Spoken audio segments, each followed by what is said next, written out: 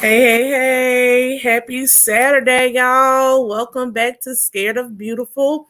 My name is Ples. I am glad that you all could join me on this Saturday.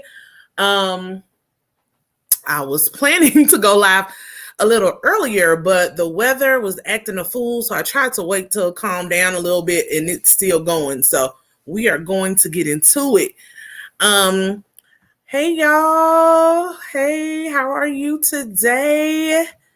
KD, nice to see you.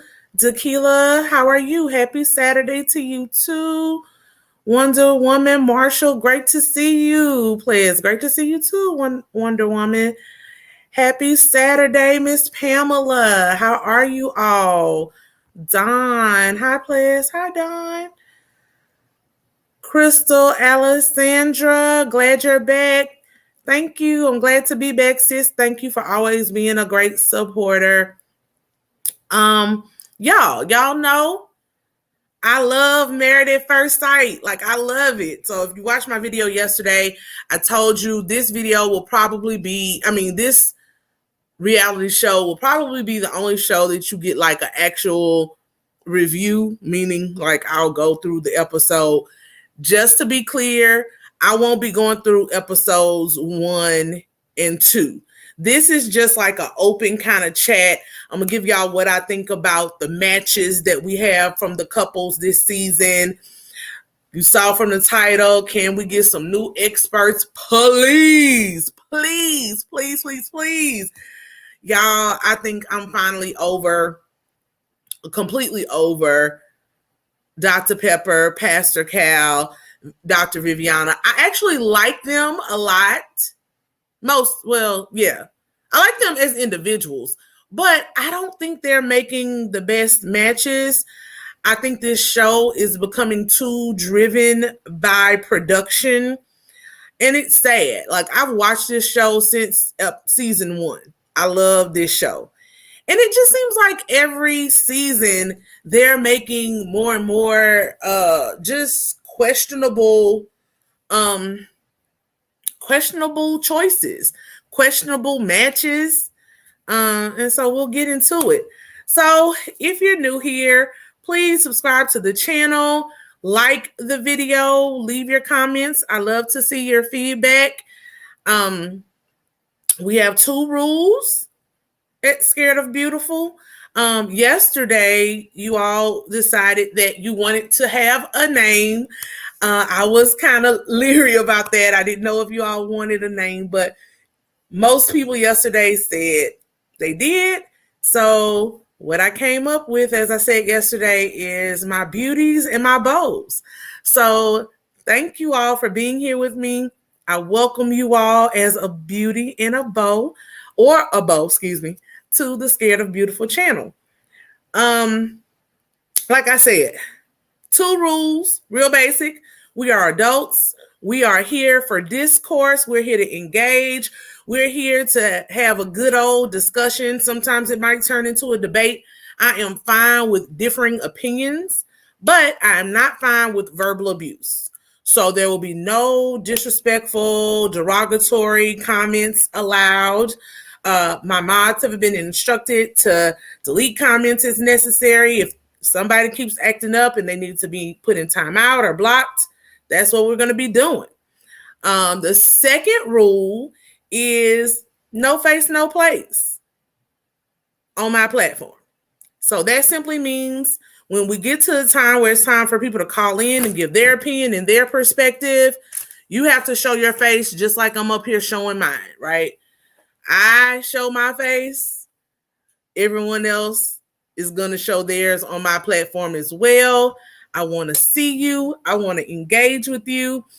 And I want you to feel connected and engaged as well. Hi, Ann Houghton. Thank you so much for that generous super chat. So glad you're back. Thank you. I'm happy to be back. Y'all, if I missed something, if I miss a super chat, if something passes me, please charge it to my head and not my heart. Once I get started talking, sometimes it's hard to just keep up with the chat and everything. I try to look and make it interactive and put as many comments as I can up on the screen. But if I miss one, my mods will be thanking you. And yeah, thank you. I love you in advance. Now, let's get into it. Married at First Sight is in Houston, Texas this time. They also keep repeating cities, I feel like. So I want them to branch out a little more. But we're in Houston, Texas this season. We have 5 couples again. The couples are, got a little visual aids here, honey. Mirla and Gil, that's one of our first couples. Then we have Bao and Johnny. That is the first Vietnamese couple of the series. We have Brett and Ryan. Side note, I love red hair. I love Brett's hair, excuse me. Next, we have Rachel and Jose. And the last couple is Michaela and Zach. I love them. I think I spelled, is that a K or H? Yeah, I put H. Thank you.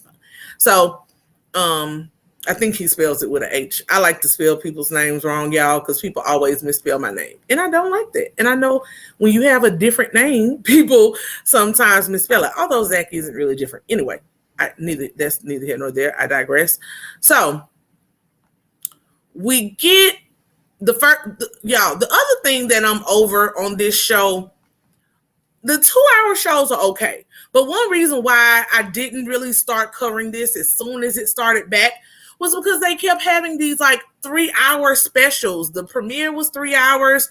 The week before that, it was 3 hours of these like news reporters and people who capture the show from like People magazine and stuff like that, giving their perspectives on who they think will stay together with Kevin Frazier. Then they brought in some of the older couples to give their perspective. Just a little recap. I know that I don't know how many of you all follow. I'm in a couple of groups for Married at First Sight. So I see little updates here and there. So we know last season was a hot mess in Atlanta, Chris Page, all of that stuff.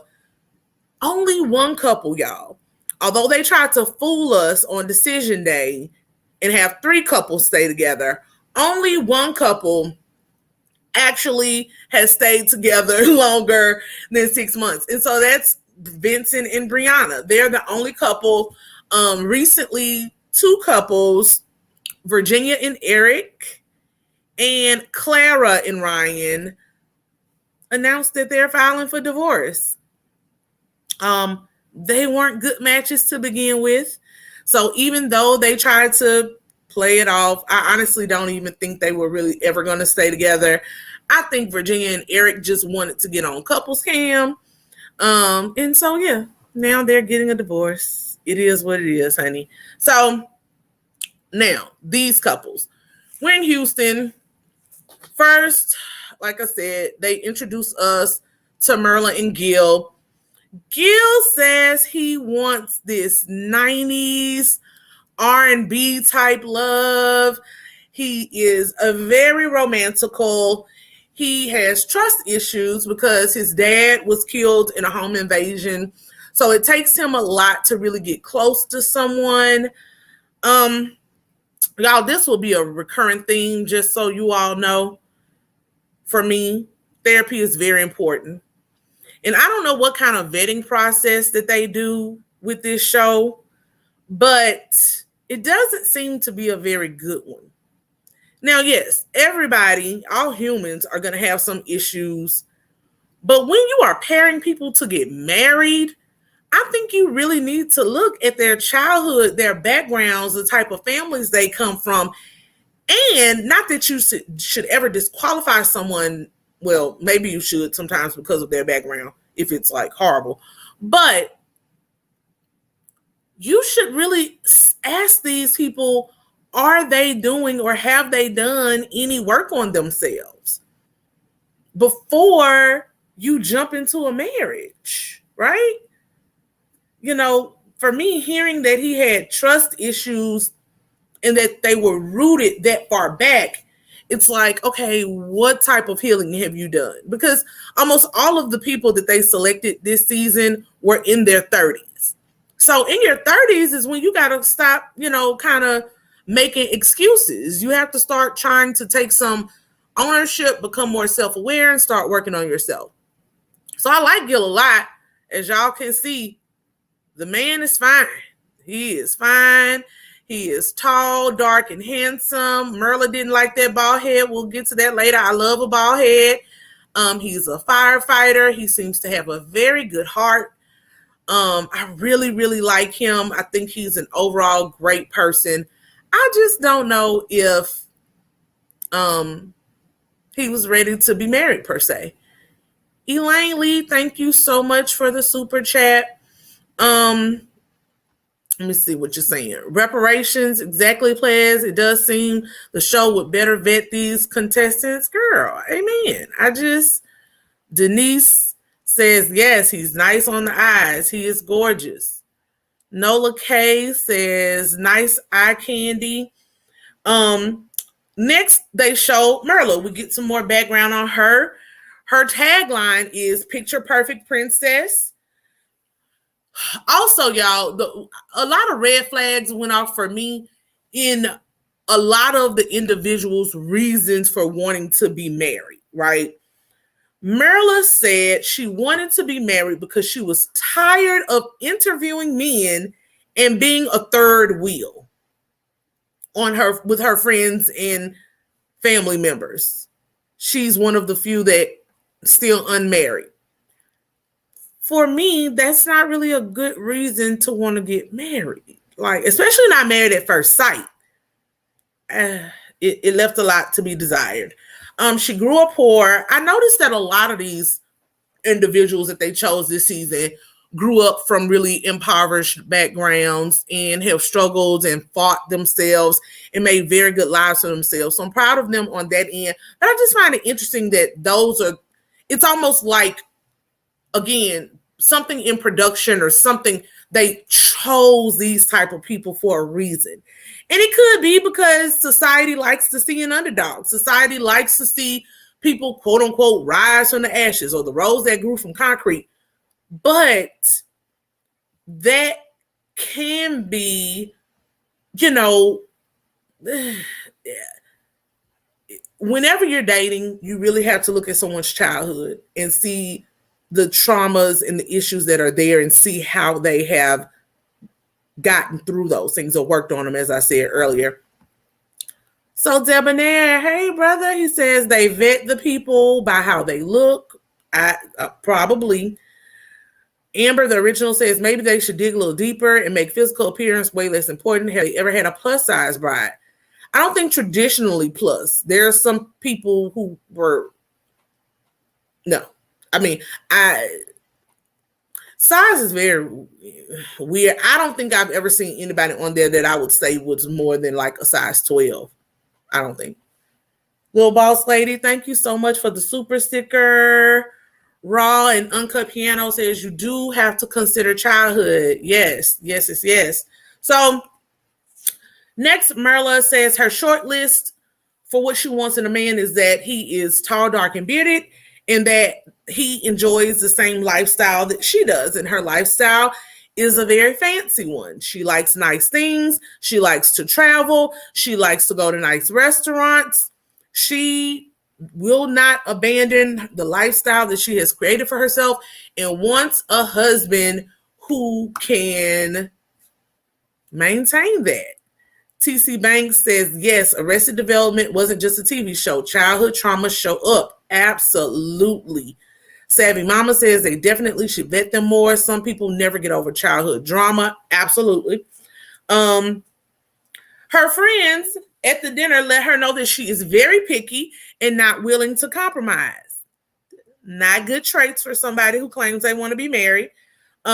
She does not want a bald head and she doesn't want to shift her lifestyle. So it's very important that the man that is chosen for her wants to do the same things that she wants to do, or at least is comfortable with letting her do what she wants to do.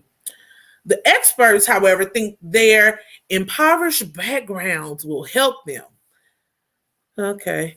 They think Gil will help ground Merla, and that Pastor Cal acknowledges that she didn't want a bald-headed man, but thinks that's just part of her being shallow and that she'll be able to overlook it. I think it's definitely a mistake. Thank you, Tammy Fowler, for the super chat. Glad you are back. Thank you so much. Sorry about that. Cecilia Glover says she seems to have a cold heart to me. Yeah. She seems very standoffish and just not open, even when she was out with the other ladies, and I'll get to that in a minute too. But when it comes to the bald head thing, y'all, I'm sorry. If someone's whole list of attributes of what they're looking for in a mate is physical, that's one thing. But I do believe that people are allowed to have their list, and if something is on the list that is physical, I think that should be taken into account, and I think it should be respected. If bald head was her one thing, don't give the girl a man with a bald head. I am adamant that I will not date anybody under 5'9". And I'm serious about that. People are always like, oh, you're going to miss out on your blessing. Like, no. I want what I want for a reason. It's not that I'm just like, oh, no short men. Like, no, I'm 5'6". So I don't think 5'9" is a stretch. I personally, when I wear heels, I don't like to stand over my man. I just don't. It's a physical thing, and some people may say it's shallow or superficial. However, I'm allowed to that one superficial or shallow thing if that's what I need. Now, of course, the rest is God-fearing, honest, compassionate, loyal, blah, blah, blah. But yeah, if that showed up in a 5'2" package, I'm not interested. It is what it is. You have to be committed. You have to be loyal. You have to be attracted to that person at the end of the day. So why would you set someone up with something they specifically asked not to be set up with and then say, oh, she'll get over it? Like, this is silly in the grand scheme of things, but they do this all the time with like actual religious things, or those who want children, or those who are animal lovers. You can't do that, and you're already getting people to marry strangers. Like, that's just weird. I'm short, and I don't want a short man at all. Just 504 girl. I get you. Trish T says, I'm with you, feeling like you're somebody's chaperone. Absolutely. LOL. And let's be real. I'm very self-aware. I am very knowledgeable of who and what I am. I'm a bigger girl, even though I'm losing weight. Still a bigger girl. I don't want to be bigger and taller than my man. Like, that's no. Sorry. So, sorry, not sorry. But that's also why I wouldn't go on this show, because they have a horrible track record and they just do what they want to do. Next, we had good old Michaela and Zach. I absolutely love both of them. Who is this? Randy Diva says, I'm 5'8", so hard no for a short guy. Yeah, that's not short. In the grand scheme of things, I just 5'9" for me. Anyway, Zach is also a romantic idealist. He's tired of not having anyone to play piano for. He looks up to his parents. They've been married for 28 years. His brothers, one is engaged to be married. The other one is in a long-term relationship. So again, everybody in the family or his surrounding friend group, they're getting married. They're moving forward. And he wants to do that too. He says the ideal person in his head so far, he has not met anyone who matches or meets that for him. He feels like love will make him complete. His longest relationship has only been 9 months, and he has never been in love. His own parents say he's not ready to be a husband. So here's the thing, y'all. I really like Zach. Like, I really, really, really like Zach. But I think in a lot of that interview, or, you know, the footage that they showed, his age shows up, right? He's 27. And honestly, part of what he said for me kind of felt like the older sibling competitiveness. He's the older brother, so he feels he should be married before all of them. And they are in more serious relationships. His younger brothers are in more serious relationships than he is. So he feels left out. The other thing is he has idealized his parents' marriage and marriage in general, which never is good. It's just not. Idealistic people and people who romanticize love worry me, because then when life hits, like we said yesterday, life on life, when life hits, I worry about how he will fare when it's not sunshine and roses, when he doesn't come home to that beautiful wife and perfect kids that he wants to see every day. Like he said, he has an image in his mind, and this is a gorgeous young Black man. He has a career. He has a solid family. He has stuff going for him. I'm sure he has met all types of beautiful women, career-driven women, just whatever he wanted in Houston. The fact that he could never find the perfect one says a lot. And I honestly, I could be wrong, but I just feel like he did this to say I was the older one and I got married first, honestly. He also said that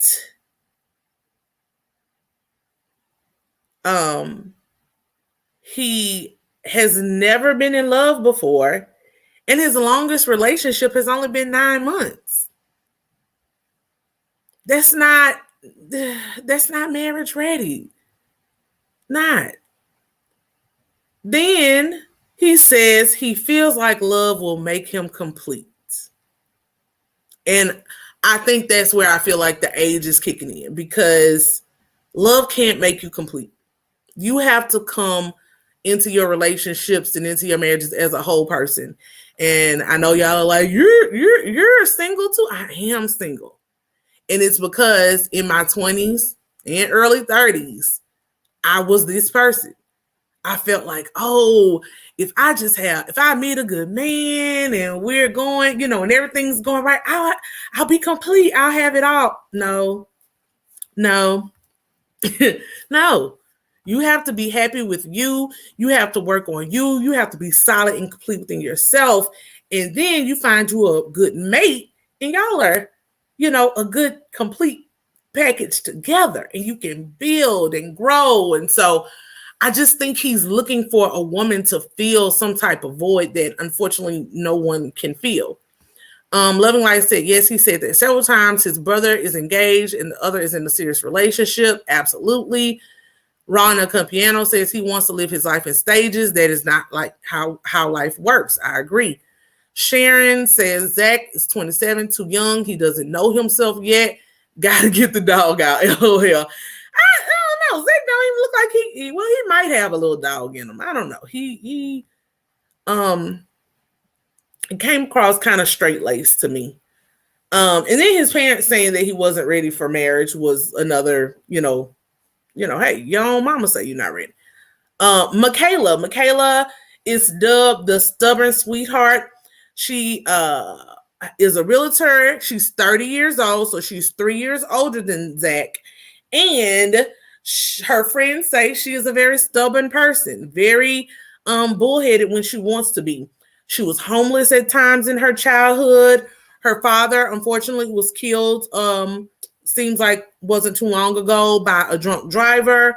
And she has never been in love either. So in this sense, maybe, they'll be okay on that front. It's not like, last season when Clara, all she ever did was fall head over heels in love with people, and Ryan had never been in love before. So I really like Michaela and Zach, y'all. Honestly, this is the only couple that I truly have a good feeling about so far. The experts say that they believe they are a good match. Zach will be steady and patient in dealing with Michaela's stubbornness, and Michaela will bring Zach joy and excitement. If you all watched the 2 episodes, Michaela was nothing but a ball of sunshine, all the joy and happiness, everything that we talked about yesterday. Michaela was the epitome of that. Very vivacious, effervescent. Like, she was the bee's knees as far as I'm concerned. Like, I really like her, and I really like Zach. His answers to those questions just gave me some pause, but I'm hoping, one thing I think this show should do is get them actual therapists and marriage counselors, not just that stuff we see with Dr. Pepper and everybody. Like, the couple should be meeting behind the scenes with marriage counselors and individual counselors. And I think if he works on some of those things, it could be a very good match, and they'll make it work. Responding to somebody else, to see, Black Diva 62 says, I never watched this show. I'm going to start to watch it. You should, girl. It's a great show when production ain't playing games, Let me see. Okay, I'm gonna have to start on the strength of you and the Black couple. Start watching the show. Yes. Watch the show. Savvy Mama says, I hope they can work things out. I like them together. Me too. It is a really good idea. See, Clarissa says, the premise is wrong. Finding the perfect one. Red flag for an emotionally unavailable man. His projection reeks of insecurity. Real validation only comes from within. I agree. I think he's just too young, and he hasn't had enough life experience to show him that yet. It seems like he comes from a very sheltered background, which is a great thing. Well, it's a good, put it like this. I don't mean sheltered necessarily isn't a great thing, but solid family, solid married parents. Usually people who come from 2-parent households, especially men, do want to recreate that. So that's always a great thing. I'm always going to be a fan of men who want to get married. That's a great thing. I just questioned how he voiced why he wanted to be married. And it literally came off as, my brother's about to do it. I got to do it. I'm the oldest, that kind of older child syndrome. Next, we have Johnny and Bao. Excuse me, wrong people. Johnny and Bao. Bao and Johnny are the first Vietnamese couple of the series. Dr. Pepper says that they are both sharp-witted intellectuals. That can be a good thing and a bad thing. Like, 2 people being real sarcastic with each other all the time, but we'll see. Johnny admits to being too picky and borderline OCD. He's been single for 7 years. He always needs to be in control. He doesn't want to be vulnerable and wants women to make the first move all the time. He also wants a woman who likes or loves him more than he does her. He literally said he wants the woman to say, I love you first. His parents are divorced, and his dad is not accepting how he's choosing to find his wife, which is going on this Married at First Sight show. When we first see him, he's nervous about talking to his friends, about even telling his dad that this is what he has chosen to do and that he has in fact been matched. But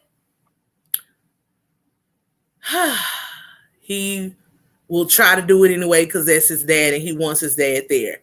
Bao has been single for so long. Both of them are 35. Because she says she always wonders, what if there is something better out there? Whenever she's dating someone, she doesn't really get close because she's like, what if I find something better? She grew up poor, so poor, in fact, that when she would get off the school bus, she would walk past her house so that her friends and other schoolmates would not see where she lived.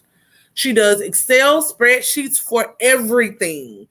Travel lists, to-do lists, what did she say? Like plus and minuses columns. Like, should I do this? Should I not? Pros and cons.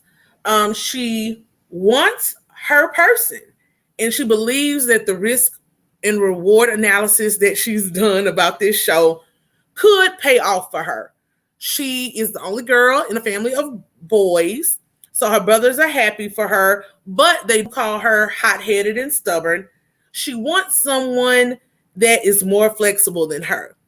The experts think this is a good couple because they think they can fill in the gaps. So I'll be honest with you. Initially, just hearing what they all had to say,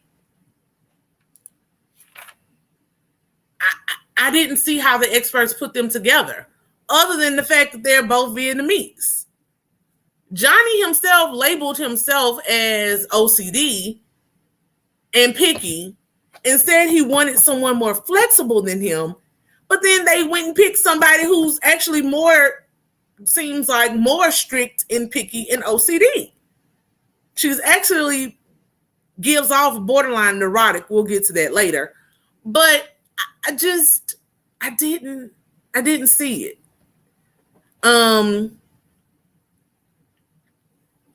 It was interesting. Claudette McGregor says, I like Johnny. I want Bao and Johnny to make it. Andrea Nelson says, exactly. Keaton says, make it make sense. Sandra Robertson said the sports thing was hilarious. Yes, I'll get to that. But it's just like, come on, y'all.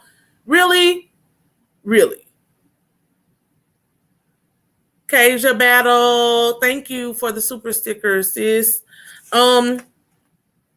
Yeah, it just, I didn't understand that pick. Next, we have Brett and Ryan. Let's see if I can make this a little bit bigger. Ryan is the guy, because their names are kind of, Brett's name is kind of unisex. So Ryan's the guy, Brett is the beautiful bride here. Ryan is a reformed serial dater. He lost his best friend. His best friend died, and now he sees life differently. But he admits that over the years, he has dated well over 50 women throughout the Houston area.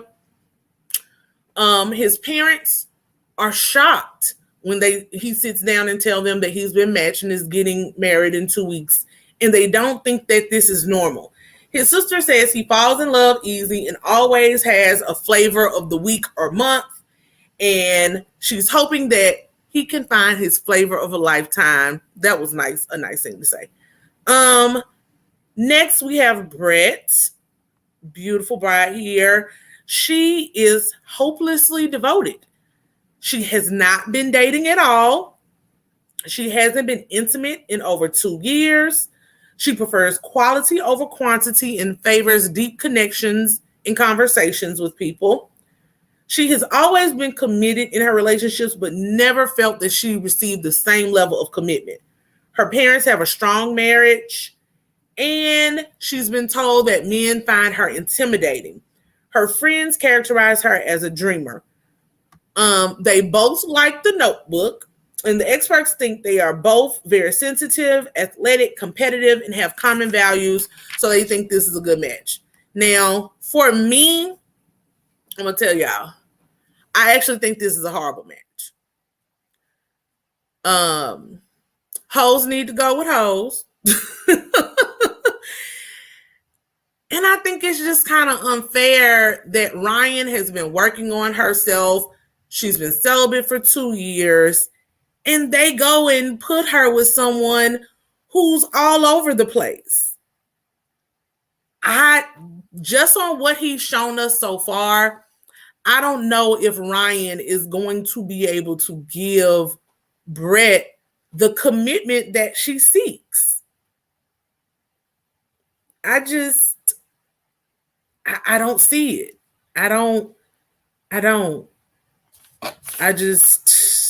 Lord. Again, yes, Keaton, they both like The Notebook. I literally think the expert said, oh, they both like The Notebook. Let's put them together.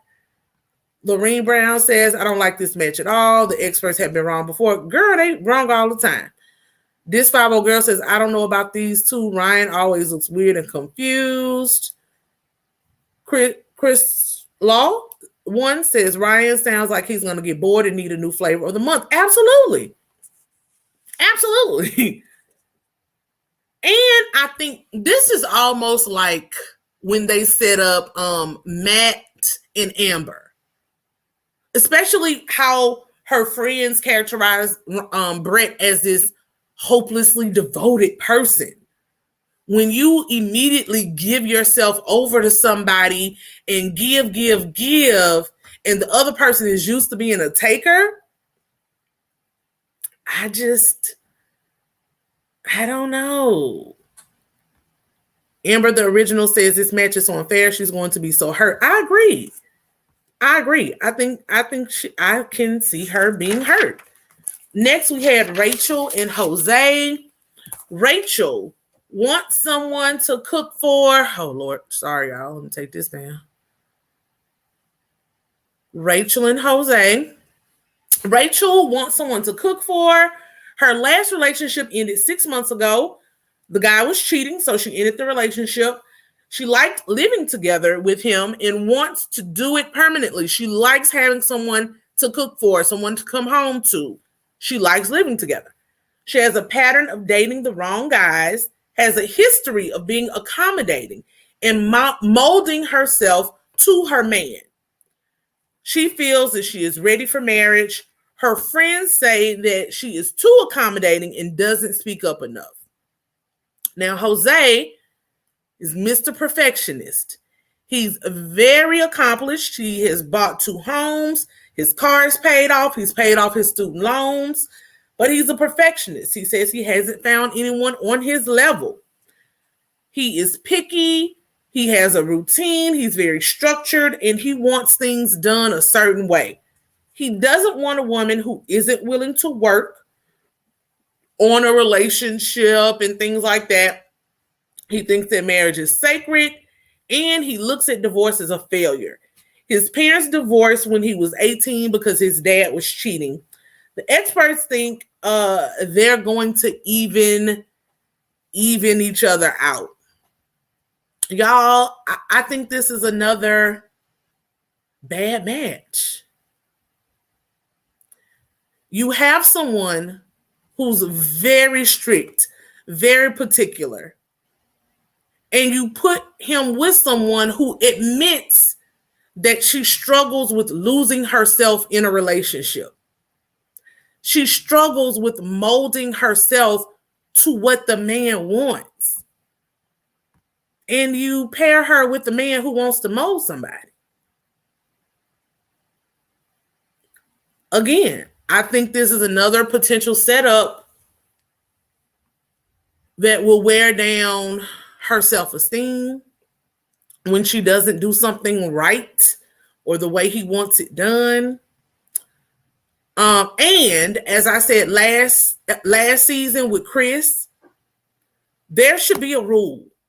If you got out of a relationship within a year, you need to be automatically disqualified. Yes, people heal, at different rates. But especially if she was living with the guy, I don't think she's over him in 6 months. I just don't.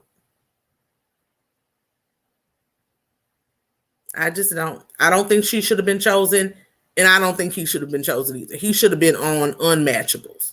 Him and Merla, actually. Haitian Ellen says the experts know she'll get in line. That sounds so bad. It's horrible. Crystal says, oh, he's going to have a field day with controlling her. Uh-huh. Absolutely. Cecilia calls them Chris and Paige Part 2. Amber says this show is turning into The Bachelor. Beautiful people on TV for TV. Absolutely.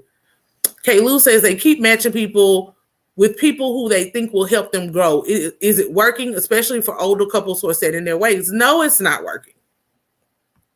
And furthermore, I know people don't like when I say this sometimes, but honestly, it's not really your mate's job to help you grow. You got to kind of already be going in that direction and wanting to, like, your mate can support you. Your mate can bring out different things in you, but it's not their job. And the way they characterize this thing with Rachel, oh, she'll make him softer. No, she won't. He's super dominant. Borderline misogynist. I raised my eyebrow a couple of times with him. And I honestly think he's going to steamroll her and mess up her self-esteem even worse than it already has been. Savvy Mama says this match is a big miss to me. I agree. Wonder Woman Marshall says, do the experts ever look at the harm they may be doing to some of these people? This relationship could be detrimental to one of them. I don't think they do. Because I'm telling y'all, if y'all watched Amber and Matt, I almost quit watching the show that season. Because Amber had a panic attack every other night because Matt wouldn't come home. And then when he would come home, she would sleep with him again. When clearly he was going out and doing what he wanted to do and messing with other women in the city and was never going to stay. But Matt had a lot of red flags too. He still had not gotten over his parents' divorce. He was a overseas basketball player. He lived a very nomadic lifestyle, and they hook him up with a stage 5 clinger.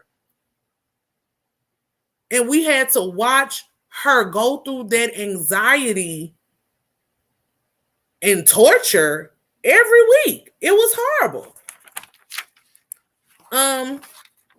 That's my, y'all, those are my basic thoughts on the couples. The next kind of episode just got into the Bachelor and Bachelorette party. We started off some of the weddings. We did the wedding dress and tux shopping.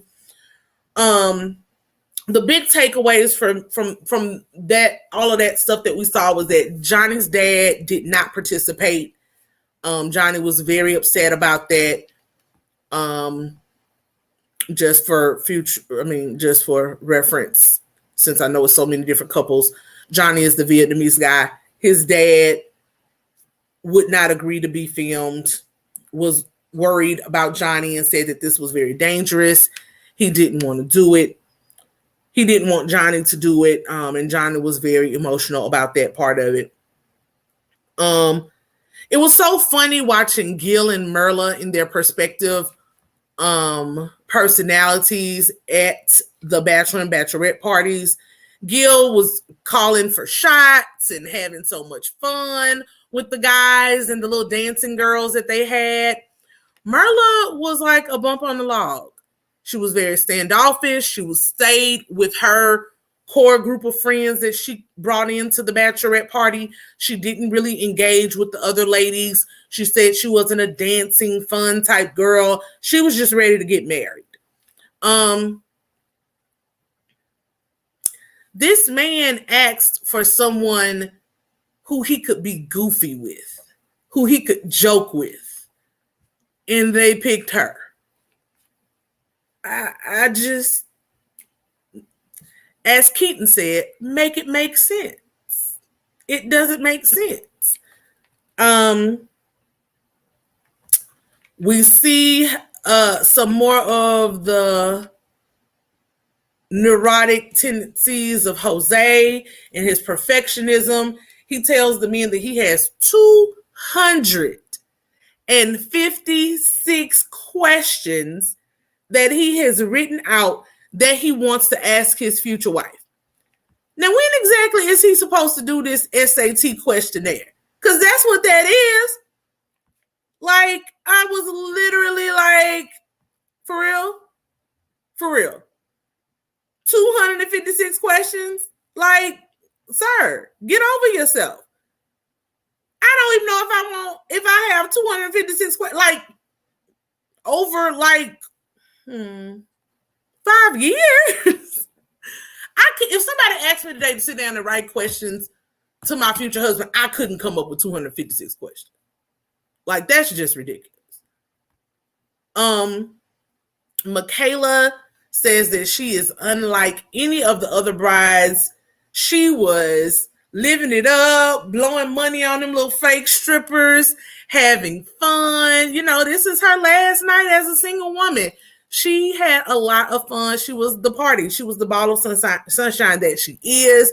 And although I really like Zach, which I do, I feel like Michaela should have been matched with Gil.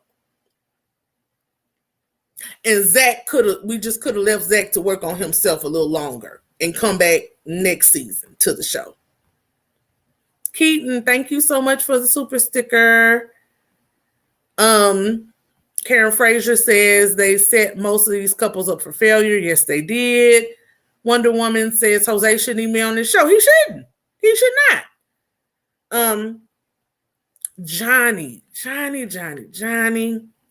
Johnny said, why do I keep hitting Merlin Gill when I'm talking about Johnny? Johnny said he needs a clinger. It brings him comfort. He needs attention. And he talks about his childhood issues. This is what I mean about the personal therapy.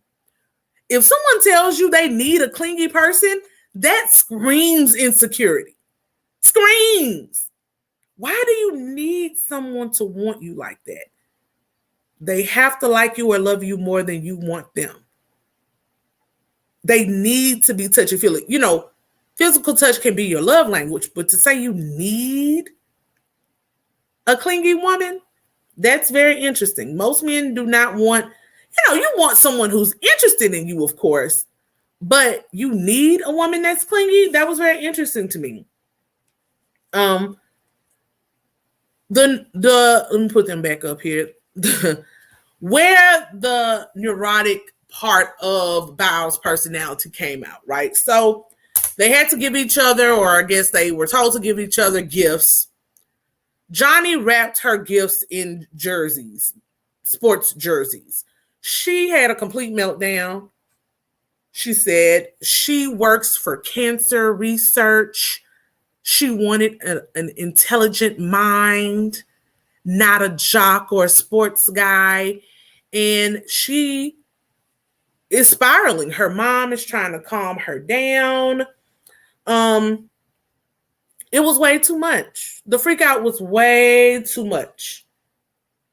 When you are that anxious and that fixated on something that small, again, I worry about why they chose her when Johnny already, like, you're going to put somebody with OCD and somebody with neurotic tendencies together. Now, I will say, by the time they finished their wedding, she saw him. They actually knew each other. Johnny went to University of Texas and was the head of the Vietnamese Students Association there. Bao went to the University of Houston and was the head of the Vietnamese Students Association there. So when they were in college, they had worked together, done events together. They had networked. They knew each other, hadn't been in touch recently, but they still had good opinions of each other. So Bao softened significantly. She also was super happy to learn that Johnny wanted to do the tea ceremony, which we learned is a traditional Vietnamese ceremony for that married couples do as part of their marriage ceremony. And I really liked that, y'all. I love seeing different cultures, their traditions, what they bring to this country as immigrants. I love that. And I think part of it is because as an African American, whenever I get married, I'm definitely jumping the broom But because we don't really know where we came from specifically in Africa, I miss that. Like I love seeing on Real Housewives of Potomac when Wendy would do her Nigerian ceremonies and things. I just like that. I really liked getting insight into their culture. So I'm glad that they're showing that. Claudia Ferguson said that's because he's insecure in himself. Absolutely. Nicole says Bow's reaction was absurd. I agree. Hazeline, thank you for the super chat. Welcome back. I love your critical thinking and perspective. Thank you, sis. Like I said, I loved Bao and Johnny's wedding. I thought it was really nice. Bao seems like she lets the sports jerseys go. She says he's very suave and handsome. Y'all, I am such a kid. They had these drink stirrers for Bao and Johnny that said B and J. And I giggled. I giggled the whole time they were sitting there drinking champagne, stirring that. I was like, did they really put B and J? Okay. A little subliminals. I'm not mad at it. Evangelist and writer Valerie Robertson Smith, thank you, sis, for the super sticker. Let's see. Michaela and Zach's wedding. Y'all, I have natural hair. And we know that natural hair has shrinkage. But when they showed Michaela's blowout, like, it was ridiculous. I loved her hair. It was so gorgeous. And then they would flip to the her confessionals, and it was just her normal, like, wash and go with her shrinkage. And I was like, God, our hair is amazing to know that all of that hair is shrunken up into that little afro. It was so cute. Zach, again, talks about how he's the oldest brother, and he just feels like it's time for him to get married. He starts crying. He idolizes love and marriage, which can be, it's good, but then it's not good to idolize it in that way. Want it? Yes. Work for it? Yes.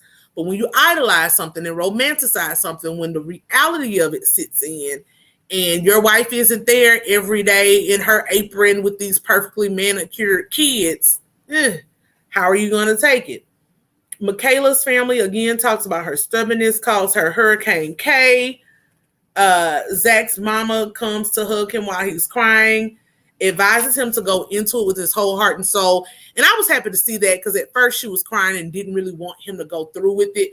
But she finally just gives him her approval.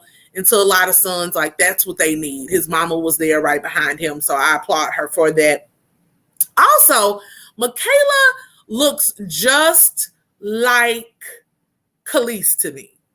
Every time I sat there and looked at her, I was like, I hate you so much right now. I love Khalees. And I was like, that is who she looks like. Her moment at the altar asking him, did he want kids or Zachary Jr. was hilarious. She's definitely very smitten with him. She likes what she sees. They also had a very nice wedding. They had immediate chemistry, which I love. That they were really into each other. So I was happy to see that. Wonder Woman says Zach is trying to be like his parents' marriage and can't seem to realize he is not his parents. Absolutely.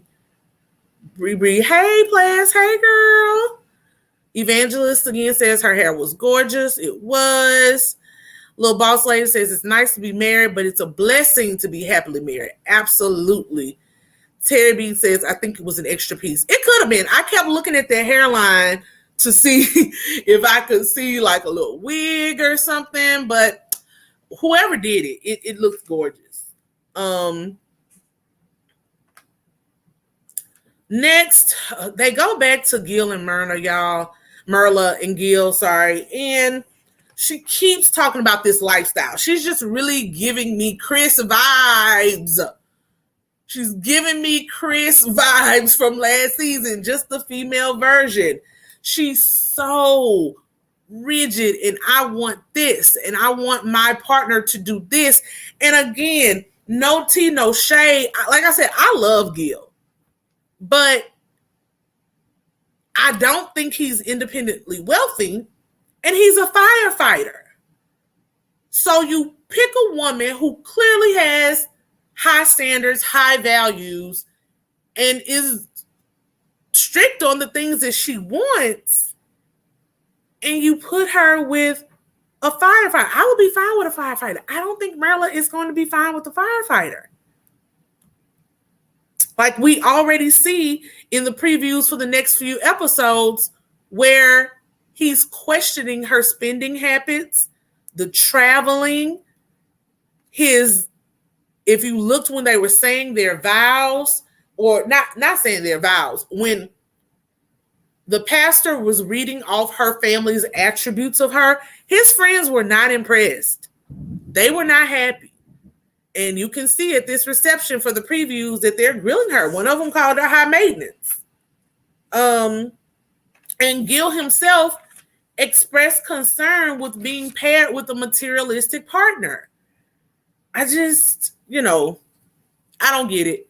Though when they finally get through it and they're taking their pictures, Marla said she didn't want a bald-headed man. However, she still doesn't like it, but she thinks that he has a nice smile and kind eyes, so she maybe can move past it.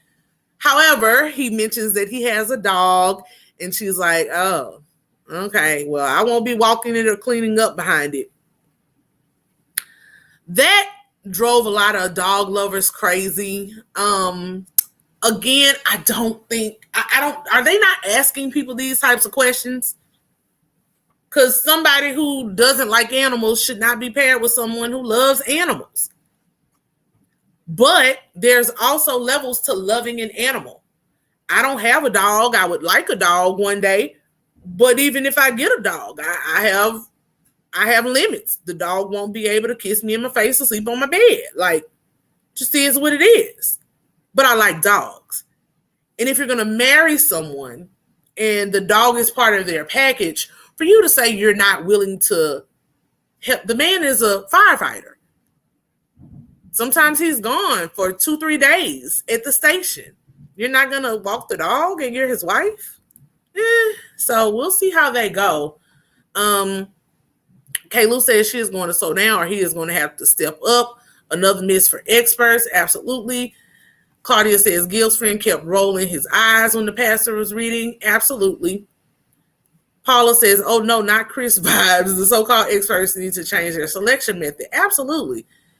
Paula again says, I must admit, I would not want to be paired with a man who has a dog or cat. Absolutely. And that's what I'm like. They didn't ask people this. Like, that's something that you should ask. Blaze Brown says, get a dog walker. I agree. But if you're already not seeing eye to eye on how to spend the money, some men will look at that as another expense that they don't need. Right? I got to pay somebody to walk my dog and you here? Yeah. I see it both ways. Like I said, it's not on them. That's on the experts. All right, y'all. Those are my thoughts. I'm dropping the link if anybody wants to come up here and give me their 2 cents about what we've seen so far. I am only really hopeful about Michaela and Zach and Johnny and Bao. I really like them. We need to see more of Brett and Ryan, so we'll get to Brett and Ryan and Rachel and Jose's weddings this week on Wednesday. And so just so you all know, if you missed yesterday, as I said before, my work schedule, everything has picked back up. So I'll be on YouTube Friday, Saturday, Sunday. I may do some pre-recorded videos. They'll be mixed in, pre-recorded and or lives. But you can expect Married at First Sight coverage on Saturdays, whether that's a live or whether it's a pre-recorded video. That's when I plan on doing Married at First Sight, because the show is 2 hours. I need time to go through, digest it. Hopefully, I'll see how next week goes. Next week might be more of a what I just did now. But once we actually get into the meat and potatoes and like they're on the honeymoons and stuff, then I'll start doing a traditional review of running down what actually happened piece by piece in the episode and giving my 2 cents.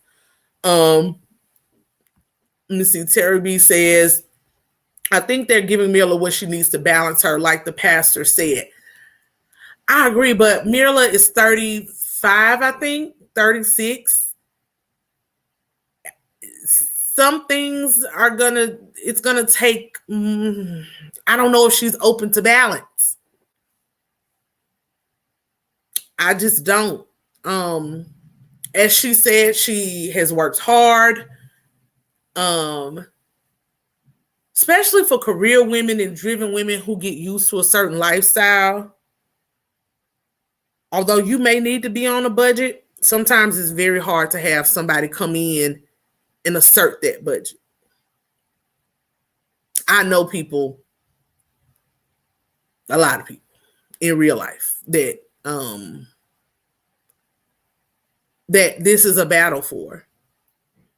So that is why finances, infidelity are the 2 top reasons for divorce.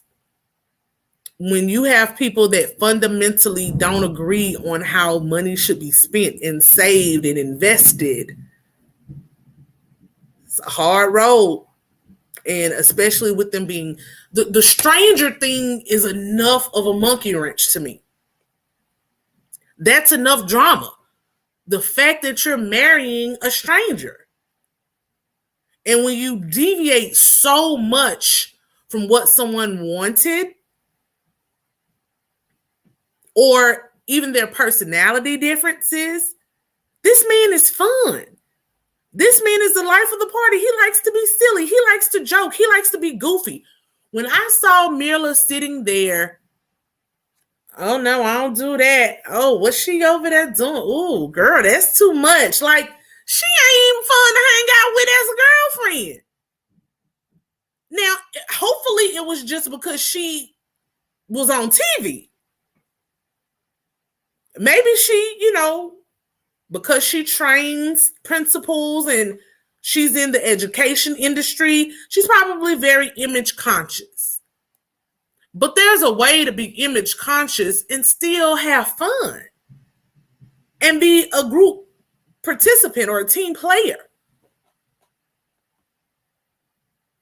Sorrel says she was acting the same way on the after show. See, I don't even watch what is it called? Unleashed or whatever it is.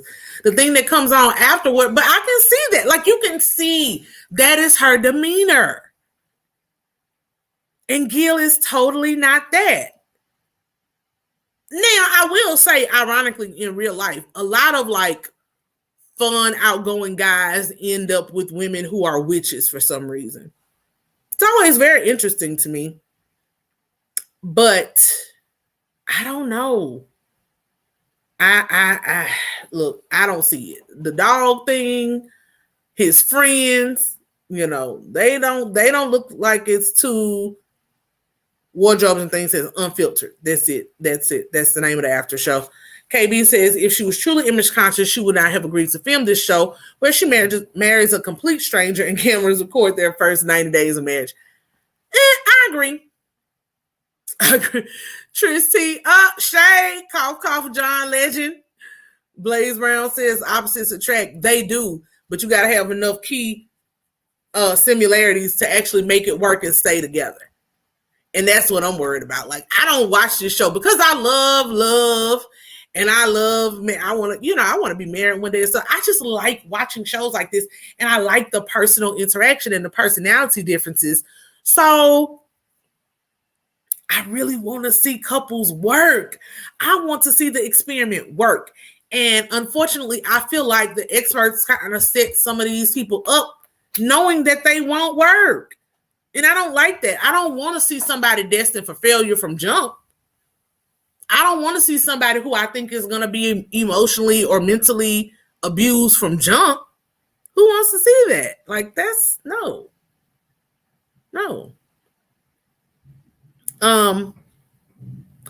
And image conscious could be two different things. She might be interest conscious, but then vain enough to just want to be on TV.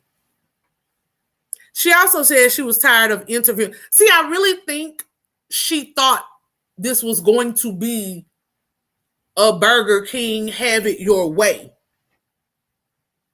I think she really thought, okay, if I do this show, I'm tired of interviewing people. I'm going to just tell these matchmakers what I want, and they're going to give me exactly what I want. I think she thought that was what was going to happen. Honestly. So, we'll see, child. But so far, I don't like what it's given. I do love Michaela and Zach. I like Bao and Johnny. I really love Brett. I think Brett is super dope. I just don't know if Ryan has truly given up his lifestyle and his ways of running through women. Wardrobe and Things says, what's the lady's name married to Zach? She should have been placed with Mirla's husband. Michaela. Yeah, that's what I said. Michaela and Gil should have been together. Sandra Robinson says she must didn't watch last season. Girl, she couldn't.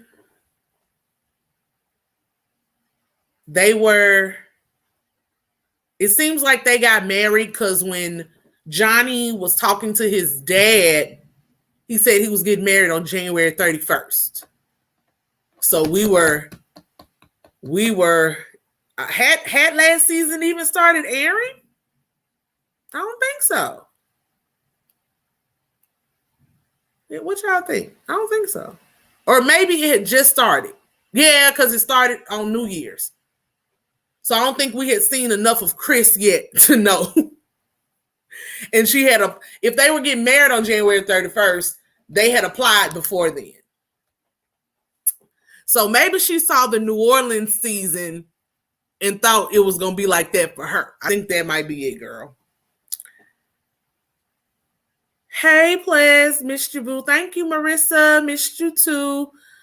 Savvy Mama says Brett is spicy with that gorgeous red hair. She reminds me of Liz from season 9.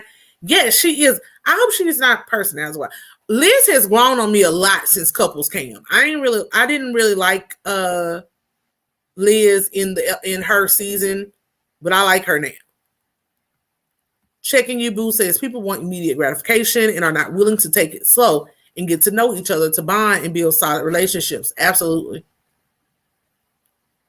Brianna Lee says, new subscriber here. Love your commentary. Thank you, Brianna. Thank you so much for subscribing and supporting the channel. All right, y'all. I'm going to drop this link one more quick time, and then I'm going to wrap this up. Anybody wants to come and give their 2 cents? If not, thank you all for tuning in. Thank you all for supporting me and my channel. Make sure you like the video. Make sure you comment. Make sure you subscribe. Make sure you share this with any of your friends who might be MAFS addicts or fans like I am. And I saw a lot of you all say that you don't even watch the show. Thank you for supporting me if you don't watch the show, but you should watch the show. Now, if you have to put it on your DVR like I do and watch it like 30 minutes or an hour at a time, do that. But it comes on Wednesday nights on Lifetime, and you just check for the time in your area. I live in Central Standard Time, so it's 7 o'clock here. But it's a really interesting show to me. Very good. Let's see. Wardrobe and Things says, I love the experts, but I think we need to add something new to the team. Absolutely. They need somebody new, or they need to let somebody go. Yep. Another Maria says, I haven't watched in a few years. I'll check it out again. Savvy Mama says, yes, watch y'all. It is good. It is. KB says, I haven't watched in a while, but I like watching because of your commentary. Oh, thank you so much. Sandra says, thanks, everyone. Have a great and safe weekend. Yes, everyone have a great and safe weekend. Yvette says, I'm going to look online. It doesn't air in Great Britain. Oh, okay. Yeah, try it on My Lifetime if you can get that. June's Place, I'm sorry, says I got turned off with the Chris and Paige situation. Lots of us did. Check Ebu says, thanks, players. This was beautiful. We support you. I like the video. Will you be reviewing Love and Marriage Huntsville, which comes on tonight? Okay. So that was the next thing I was going to say, y'all. So, like I said in my video yesterday, I'll be on YouTube on the weekends, Wednesday, Saturday, Sunday. It'll either be a live or a pre-recorded video. And yes, tomorrow I will be live sometime between 2:30 and 3, as long as the weather permits. But what I've decided to do is what I like to call the grab bag. So it won't be a full-on review. There are plenty of content creators, y'all, out here who give you the rundown, everything that happens in the episode. I am not going to be doing that because honestly, it's too many shows. People, want to hear about Potomac and Love and Marriage Huntsville and Family and Fiance, or Put a Ring on It, and Power, and all kinds of shows. And what I found was when I was trying to do Married to Medicine and all those things, the shows kind of watching the show then turned into a job instead of me just being able to relax and watch TV to decompress. So I'm going to take little small notes of my thoughts as I'm watching these episodes, but it won't be a full-on, first we open up with this, and then this happened, and then that happened. But yes, I have been watching Love and Marriage Huntsville since it came back on, so I won't go back and rehash all of that. But I will give y'all my point of view on everything that has happened so far and my opinions on what's going on, because they got a lot going on over there. And another warning is that I just watched the show. I don't follow these people on social media. I don't, unless something pops up that I see from like the Shade Room, I really don't like go down the rabbit hole of, oh, did you see what happened with Portia? Or did you see what such and such said on Twitter to, what Karen said on Twitter to Giselle, or Giselle said to Mia. So I won't be doing that.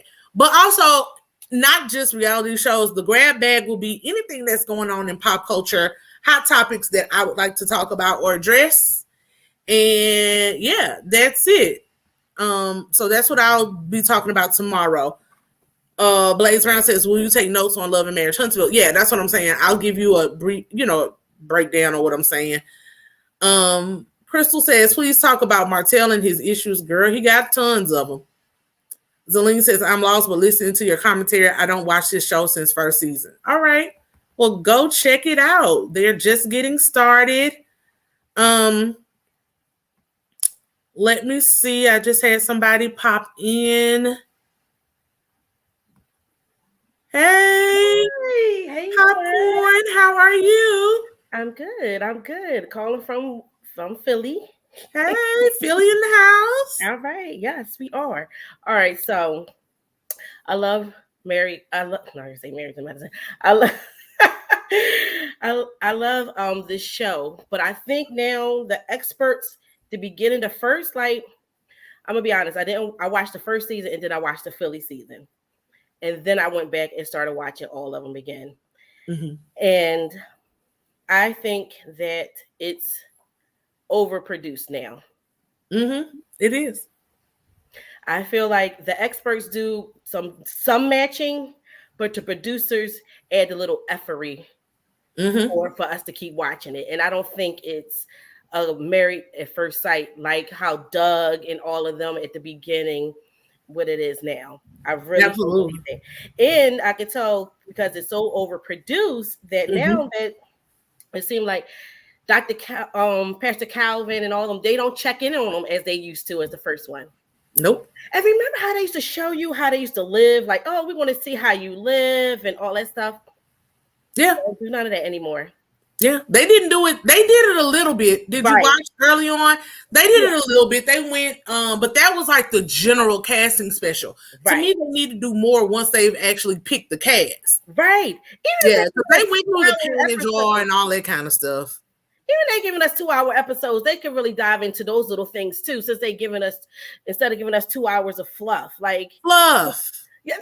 Girl, marshmallow. That's Okay. all that is. Period. That's what I'm Yes. saying. I'm like, okay, this is flush. Give us, because we do want to know how they live, what's the dynamics of their family, those little things, and we only see a little bit of that. So I did enjoy the first episode, but I'm looking at it with a side eye, like, I really, even though we saying that the experts get it wrong, I think it's the producers.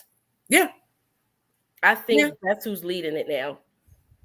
Yeah. Either way, I totally agree with you. And honestly, overproduction is my issue with a lot of these shows now. I'll be honest, like I was going to talk about that tomorrow in the grab bag. Like one reason why I'm not really excited to do Potomac or even Love and Marriage Huntsville, it's very overproduced. It's very orchestrated. You can see it. Yes.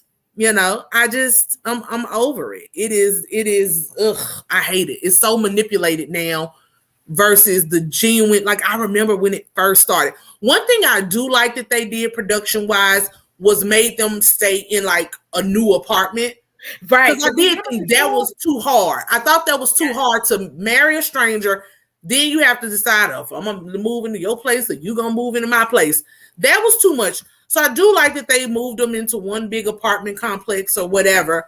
But some of the other stuff, like you can literally tell they're sitting there waiting to start filming in action. And it's like, no. Yep.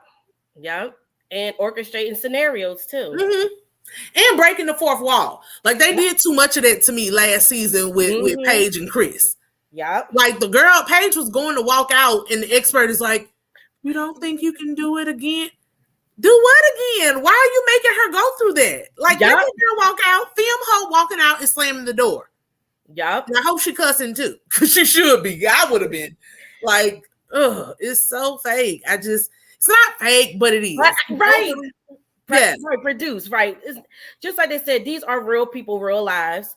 We're probably going to get a couple or a person that just want to be on TV. And got through the cracks from producing because they're like, oh, we gotta go, man, we gotta get something to shake it up. But yeah, I'm still gonna watch it. Of course. Like I said, if for nothing but Michaela. I love Michaela. I love Zach too. I think they are gonna be a great match. I just want Zach to do a little bit more self-work, but he's good. Me too. Compared to what we had, he's good. And even compared to what we have now, because that Jose, I'm like, okay. Me too. I was not here for Jose. Oh, girl, I'm telling you, them 256 questions. I wish a man would say, answer these questions. That's all I'm like. What in the Mel Gibson? No. Girl, we got a whole, like, how do you even get through that? How do you get through that? Like, baby.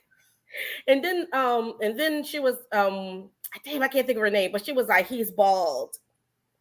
Marla, yeah. Yeah. No, he's bald.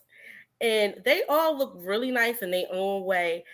But Marla, she was giving me Vegas showgirl dress. Girl, if you can't look at and appreciate that thick Hershey's chocolate bar, baby, every time they showed that man close up of his thighs and legs, and I was like, this is a big old thick man. He looked like he would be a good running back or something. He is fine and strong because he is a fireman. Yes, all that fine. Oh, he's so fine. Like he could be bald. And she probably didn't like that he didn't have a beard, but he probably something with like the firefighter stuff won't let him. Probably have to have a clean shaven. I don't know any firefighters that. I don't either. And I love a beard. I am beard gang, but they pretty much. I just look at girl. We gonna have to put him back up. Look at this man. Yes, and that blue. Oh my God, champagne. Oh my. Girl, he had a gorgeous smile. Let me speak my spectacles on. He had a good smile. Zach had a good smile. Almost everybody had really good teeth. Bao had good teeth. Yes. Bao had some good teeth. I love how they went yes. And I like how they did the traditional, the tea party. The tea at the end. I thought that was so beautiful, and they were on the same page with that. They look beautiful. Mm-hmm. I They love did. it. They looked gorgeous. All of their ceremonial attire, That's what I was like it saying, was right, for just the first gorgeous. of the The tea. colors, I Yes. loved it. It was so great to see that side of our fellow Americans that don't really get seen. I know Right. That was Vietnamese perfect. culture is very like closed in. So I'm like, I wonder, are they gonna have any backlash for doing a show like this? But I was happy to see it. And I was And happy it's in that and it's in their Houston, families too. embraced it, except for Johnny's dad. Yeah. But even when they took the picture, like the colors, everybody was so colorful and pretty. Then the same thing with Michaela and Zach. The fashions on Michaela's side. I was like, oh yes, you can tell these is black folks. Like, and Zach's brothers were handsome. That whole family. Their mom and dad did very well. Their boys were very nice looking, very handsome boys. Yeah, I'm excited for those. Like I said, this Rachel and Jose scare me. It's the overproduced. And Brett and Ryan scare me. But you know what? I'm not going to make any predictions or anything because Married at First Sight, New Orleans. Mm-hmm. I was not here for Karen. Mm-hmm. And they worked out. Yeah. She said she needed more time, but I'm still not here for them, but I'm rooting for them. Yeah. Because I wasn't too sure about Woody, and they look like they're doing really well. Oh, they are. They do. They look good. They did some kind of photo shoot for Moonlight Bride or whatever. It was gorgeous. Yeah, the four of them, they did. Yeah. They did. But you can really look at Woody and Armani and see the chemistry and that they really do love each other. I really like them together. Yes. And I was sad. I don't know if y'all heard. I don't know how true it is, but like in one of the groups that I'm in, they said Amelia and Bennett are getting divorced. Yeah, I saw that too. I hated that because I like them. I like weirdness, finding weirdness, quirkiness, finding quirkiness. Like I'm like, who else are they gonna date? Well, Amelia did say that she falls in love really quick, so true. But Bennett now got to go get this tattoo covered up. Y'all don't get tattoos with people's names on your back. Yeah, I heard that he's back in New Orleans, and I saw that too a few times that they were getting divorced. Like it is over. She's in Virginia. They couldn't. The distance. I think he wanted to be in New Orleans. Yeah, amongst other things. As someone who lived there for 17 years, it will in a tiny house. It will get in. Well, no, I ain't living in no tiny house. I'm saying I lived there for 17 years. Yeah, no, but I'm just saying, as someone who lived there for a long time, New Orleans is very much a city you either love or hate. And if you love it, you love it. It gets in your bones. Yeah. I hate to leave, however, I miss it, and I go back sometimes, often before what's going on in this country with this. With these numbers that we have right now, but panoramic. But I love the city, so I can get that. Where a lot of people are like that, they leave and they're like, no places like this. The culture, especially for somebody like Bennett, because he's so hippy dippy, for lack of a better word. And he was really vested in his production and the arts and stuff down there. And that was a blow to a very early relationship. When they say marriage, that her residency. I really think that was unfair for her to go on at first sight, sign up for it, knowing that once you finish medical school, you don't know where you're going to be placed. Absolutely. So that probably was overproduced too. She said she just thought it would be fun to be on TV. She did say that. She did say that. Yep. And if you listened to Marla, you can tell how it is kind of manufactured from the beginning with how they pick people. Because she let it slip that the producers reached out to her friend. And her friend said, I'm not interested, but I have a single friend who may be. And I had been hearing that, people apply, but allegedly they also, the producers also like scope out social media and will like invite people to apply. or try out.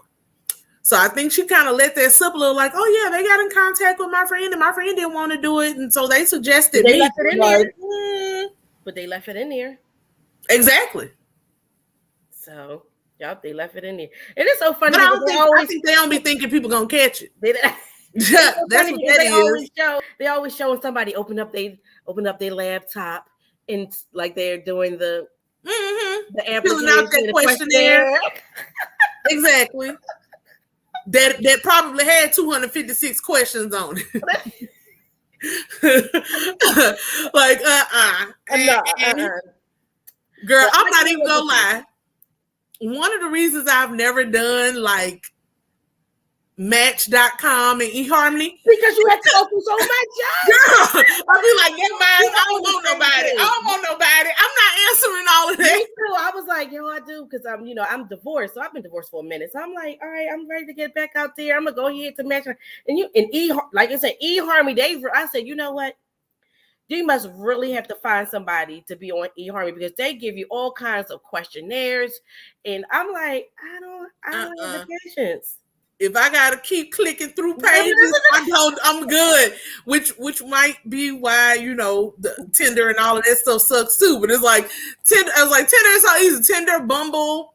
Oh Lord, I'm not on nothing. I let all of it go. But when I was seriously out there, I ain't never been serious out there. But when you even just out there looking in general, I was like, well, let me try because I have friends that got married from Match, eHarmony, even Tinder. I have a friend that got married off of Tinder. Met her husband on Tinder. But baby, when I looked at Match and eHarmony, I was like, I'm not doing this. Yes, it's way too much. It's probably the same questionnaire they use for Married at First Sight. Probably. They done had some of their producers do that and then make up questions similar. They probably was. I'm sure. I'm sure of it. Well, I'm here for it. Me too. Thank you for coming up and chatting with me today. So that you put on your social media that you was coming on at 10 minutes. I responded to it. I'm like, dang girl, I'm at work. I don't get off until, but I caught you. Yes. I should have put it out earlier, but I couldn't. I don't like to keep moving the time back and moving the time back. And all this thunder and lightning was going on. And I'm like, geez, God out here, I'm from the country. God out here doing his work. And I didn't want all of that to be in the background. So finally I was like, well, let me just go on, pick a time and go with it. Hopefully it won't be messing up the internet. Since I watched the show with you, are you going to have a scheduled time that you want to talk about it or no? What you mean? Married at First Sight. So it'll definitely be. I don't watch it real time, just like you. I don't watch it real time. Oh, okay. No. So yeah. So I'll be doing my Married at First Sight review chat, whatever I'm gonna do on Saturdays. Okay. Usually between 2 and 3 p.m. Okay. That's when I plan to either go live or upload. If I do pre-recorded, I'll upload it too. Okay. I'm gonna try to do lives, but since I'm gonna be doing Friday, Saturday, Sunday, I'm like 3 lives back to back. That's a lot, but I like it. I like the interaction with you all. I like seeing the comments. So I like going live. It's just that, if something comes up sometimes and I can't do a live that weekend, then I'll do a pre-recorded video. Okay. All right. Yeah. Well, I'm here for it. I'll be tuning in because I love some, because I started a podcast because I didn't know anyone in my circle that watched Lovecraft Country. And I love that. So I'm here for Married at First Sight. I don't watch Love and Marriage Huntsville. I'm not vested enough. Really? I love it. I've been watching that one from the beginning too. Honestly, sad but true. OWN is to me doing it with the Black centered reality shows to me versus what Bravo is doing. I love Love and Marriage Huntsville. I love what comes on now afterwards, Family or Fiance. I love Family or Fiance too. I love Family and Put a Ring on It. I like Put a Ring on It. I'm gonna have to get into them tomorrow on the grab bag because child. Wait a minute, did you see what's coming up on this coming up episode? It makes sense why he wanted to keep going out with Kai. Did you hear what she said? Mm-hmm. Makes so much sense. Child, I can't wait to talk about that. You said the grand bag. I can't wait to see you. Listen to your thoughts on that, because I knew it was. If she knew it was something going on, because he was trying to make it seem like she was overreacting, and why she was being, because he was deflected. Oh my gosh, I can't wait till they come on out. Yes. Yes. So that'll be tomorrow too at I think I'm gonna set it up for 2:30. And Ronnie F said Central Time. Yes, Central Time. Anytime I talk about a time, it's always gonna be Central Time. Okay, yeah, I'm ready. And you all can figure out your particular time zone. But yeah. Is it 5 o'clock where you are? Is it 5 o'clock where you are? Okay, yeah, 6 p.m. where I am. Okay, so all right, so we're an hour ahead. Okay. She said, yes, love, put a ring on it, and LAMH is really good. It is. Yes. All right. I want to know what type of questions they actually ask, girl. Not good ones. Probably popcorn. She haven't watched it yet. Don't tell players these. I did watch. I watched what's the name last night? I watched Put a Ring on It last night. Yeah. When I got off of my live, I watched it. Okay. I watched it because that the other thing is they rerun it. So like if I don't catch it at 8 or 9 or whenever it comes on, 2 hours later it'll be back on. Yeah, it's like TNT, Yes, Bravo, all of them do it. Yeah, so and then most things I catch them on DVR because I do. It's too much right now. Power, which Power I'm gonna do it a little differently because I know people go crazy about Power, and I don't want to spoil anything because I watch it as soon as midnight hit. So okay, so you watch it in real time. Okay, yeah, so I'm not gonna if I talk about it tomorrow, I'll be talking about last week's episode, not the one that came out last night or tomorrow. Because I respect it. No spoilers. So I'll give you a week to watch. You could put spoiler alert. Nah, I ain't gonna do it. Okay. I'll just be a week behind. I love the show though. Like for me, this Raising Kanan, this Power Book 3 is I like it better than 2. And I liked 2, but I'm loving 3. 3 is good so far. Okay, so I didn't invest in Power Book 2 or 3. I'm waiting for Power Force, which is Tommy's story. That's 5. But so you don't even want to see 4? See, I want to see 4. 4 is who? Lorenz Tate and them? Yeah. It's going to be like the political level corruption and stuff. Okay. I want to see both of those. And I didn't think I was going to be interested in Raising Kanan, but I needed some scripted stuff in my life. Okay. It's really good. Like, 50 Cent is narcissistic. He ain't gonna let his stuff be sloppy. Not saying that last season was sloppy. I said that yesterday. No shade to Method Man or Mary J. Blige. But with most singers turned actors, they don't have the same chops as like purely trained actors and actresses. And these people are good. Like Ice-T. Don't do Finn. Tutuola. I love SVU too. Oh, and if y'all didn't watch it since it's on hiatus, y'all need to watch Law and Order Organized Crime. Y'all gotta watch that. That was so good. This is when they bought back. They bought back Detective Stabler and gave him his own show. And the antagonist is Dylan McDermott, who I absolutely love. Dylan McDermott? Yes. Okay, I looked at, girl. I was like, they done found 2 white men that I love. How did they do this? How did they get Christopher Maloney and Dylan McDermott in the same I was loving Christopher Maloney since the days of Oz, and then exactly. And then and Dylan McDermott is down with the swirl on this show. He got a black wife. I can't wait. And a black ex-wife. So this is they keeping it consistent. It's some black kids. Yo, he keeping it consistent because I love Dylan McDermott because he gave me, I feel like, the best of American Horror Story, Murder House. Did you ever watch the American Horror Story series? Mm-mm. Okay, so yes, the first season was Murder House, and it was him. He was amazing in it. And then later on, they did other shows, American Horror Story Asylum, and then they did I forgot Coven, and the Coven had like Kathy Bates in it, and so it was a really good series. And I love Ryan Murphy, but I feel like all his series start off strong and then it get lackluster.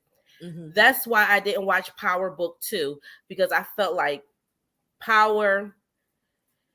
Omari Hardwick always understands the assignment, but I felt like he always understands the assignment, and so do Joseph Sodorka, or however you pronounce his name. Mm-hmm. But I felt like the writing later on just became subpar. It became very predictable. I tell people all the time, I knew who killed Ghost when he got killed. Yeah. I was like, how did y'all not know that?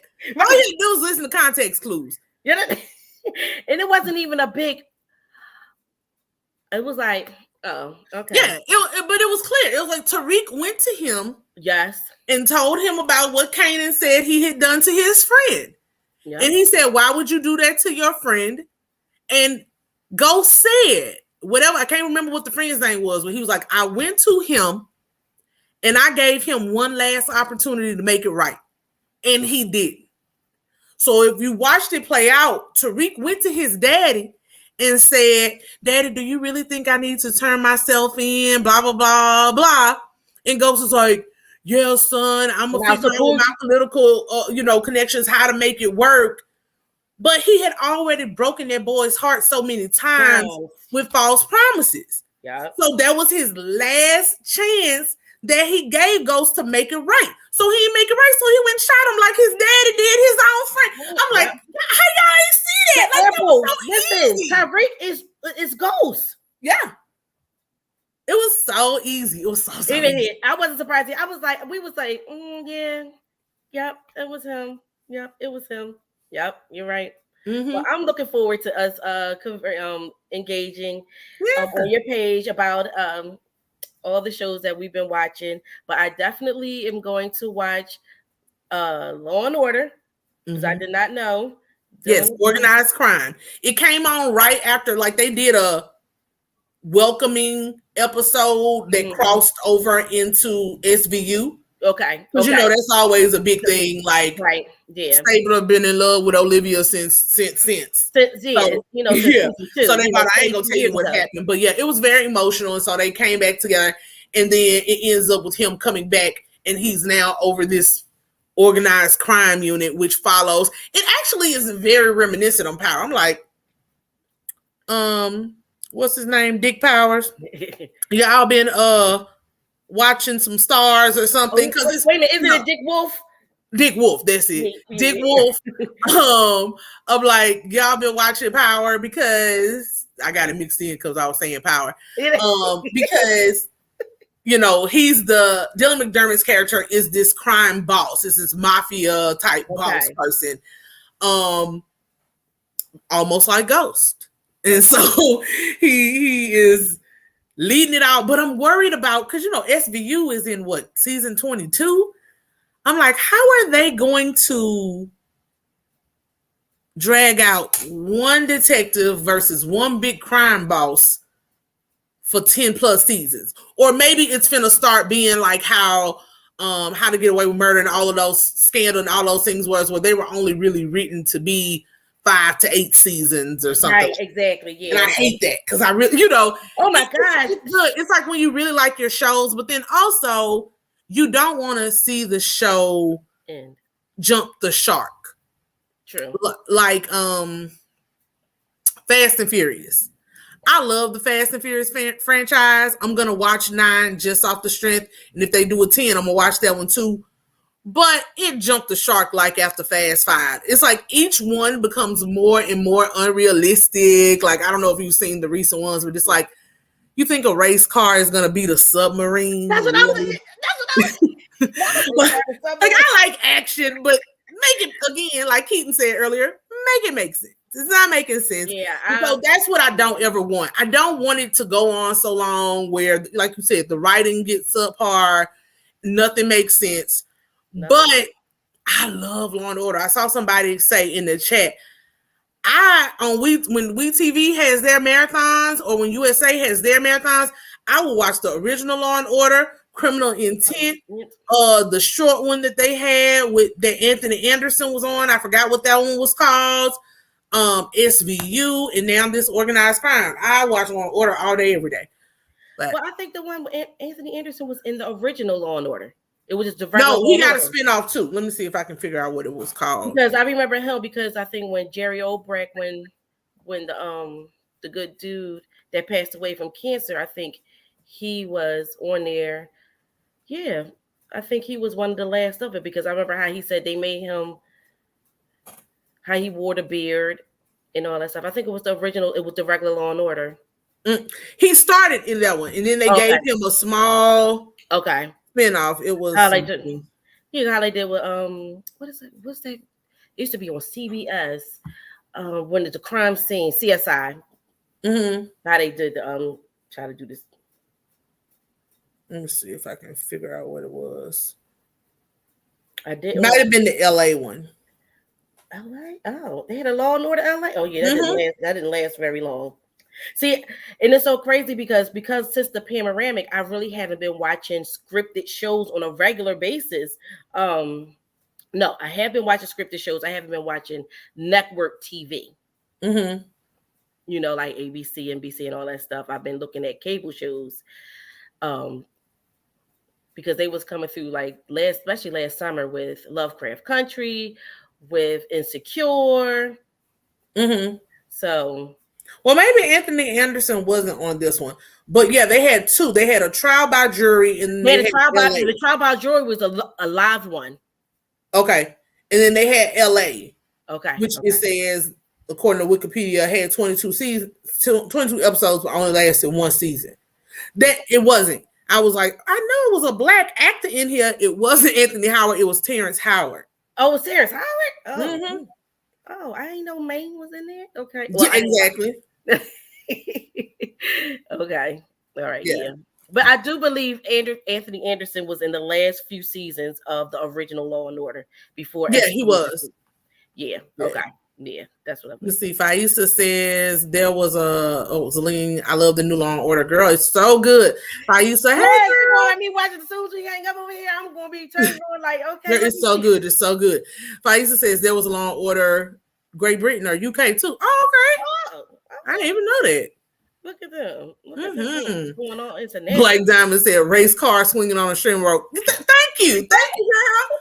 That race car be hanging all off the side of the mountain, and they still in it, attached to a helicopter. Yeah. Now you know the helicopter gonna get drugged down by the car. It's like it's so weird, bro. Yeah, it is. But you said, but you gonna stand beside it. You gonna keep watching them. Girl. That's mine. That's mine. Vin Diesel. Oh Lord, all those memes that they made about him and family. It's the family. Family gonna say everything. Oh my God. Yes. But I probably won't watch. I'll probably wait till if it's on, HBO Max or something like that. I stopped watching it after Rock. Yeah, I definitely am not going to anybody's movie theater. That's what I've been waiting for it to come out on HBO Max. Yeah, and that's what I've been doing. I've been paying for HBO Max. And people think it's cheaper because if you go to the movies, now they have like the movie prior to the panoramic, you go to the movies and they have like something we call the movie tavern here where they actually bring you food and cocktails and all that stuff adds up to like $70. So I can stay home and drink my wine and have my own popcorn for $30 and I can own it. I mean, watch it many times I want. So well, girl, I'm from the country, and if it wasn't for the panorama, I would probably go and we just sneak food in. But I stopped because I'm like, I want a margarita. You can't sneak a margarita though, plus. You can.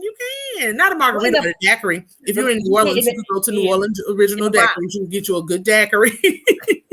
Get your big bag, like your tote. Yeah, your big toad or your little low key, spin a night bag, whatever that's still on the inside. Well, yeah, exactly. Pad that thing down so don't nothing slip over and spill out. Child, I can, we done had whole meals. I'm talking about like Applebee's type meals up in. They have like the size, the small like juice box size of wine. Yeah, see, girl, you put that right in your bosom, right in between. Girl, don't even need the bag. These boobs carry anything. Okay, period. What was that? What was it I was watching? So this lady, it might have been just some crazy on social media where this girl was literally she put a bottle of liquor. No, some comedian used to do that. Was that Kim Whitley? They used to come out. I don't know. Some comedian used to pour a whole bottle of like liquor out of her boobs. So funny. Listen, yes, that's you can't sneak those in, but I'm here for it to be on TV right now because the way those numbers are looking, especially after that concert on Friday, I saw. Last weekend. I'm okay. Yeah. They have a concert coming to New Orleans that I would love to go to, but can't nobody pay me to go to it. And the tickets are so cheap. I'm like, you would never think you would have that many headliners and front row tickets be $250. It's like Rick Ross, Jeezy, 2 Chainz, Gucci Mane, Lil Kim. So many, A-list, B-list rappers all together on one stage. And I'm like, nah, I'm good. I'm good. Well, literally like the first 10 to 15 rows were $250, and then the others were like $150 to be on the floor.